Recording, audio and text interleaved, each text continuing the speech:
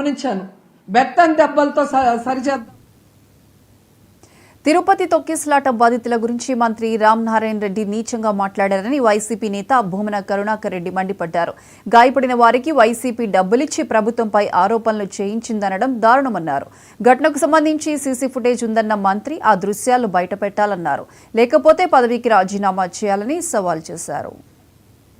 YCP నాయకులు ఆ క్షతగాత్రులకు 18 మందికి డబ్బులిచ్చి చంద్రబాబు గారికి వ్యతిరేకంగా తిట్టమని చెప్పారు అని చేసినటువంటి ఆరోపణ ఎంత దారుణంగా ఉందంటే, మీ నిర్వాకం వలన 6 మంది మరణానికి గురైతే దానికి నైతిక బాధ్యత వహించి రాజీనామా చేయవలసినటువంటి స్థానంలో ఉన్నటువంటి మీరు జగన్మోహన్ రెడ్డి గారి మీద ఈ రకమైనటువంటి ఆరోపణ చేయటం ఒక సీనియర్ రాజకీయ నాయకుడిగా మీ స్థాయిని ఎంతగా దిగజార్చిందంటే, రాజకీయంగా ఇంత హీనంగా కూడా మాట్లాడగలరు మీరు అని నిరూపితం చేసుకున్నారు.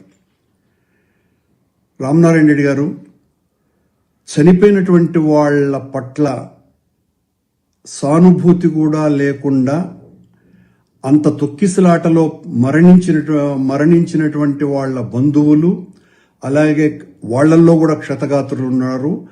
మిగతా క్షతగాత్రులని ఎంత దారుణమైనటువంటి రీతిలో మీరు అవమానించారు. వాళ్ల మీద ఆరోపణ వేసి వాళ్ల మీద సానుభూతి చూపాల్సింది పోయి, వాళ్లకు మీరు పరామర్శించి ఆర్థిక సహాయం చేయాల్సింది పోయి, మేము డబ్బులిచ్చి మిమ్మల్ని తిట్టించడానికి వాడుకున్నారు అని ఆరోపిస్తున్నారంటే, అంటే ఆ సంఘటన మీరు రాజకీయం చేస్తున్నారా, మేము రాజకీయం చేస్తున్నామా అన్నది దీన్ని బట్టి చాలా తేటతెల్లమైపోయింది.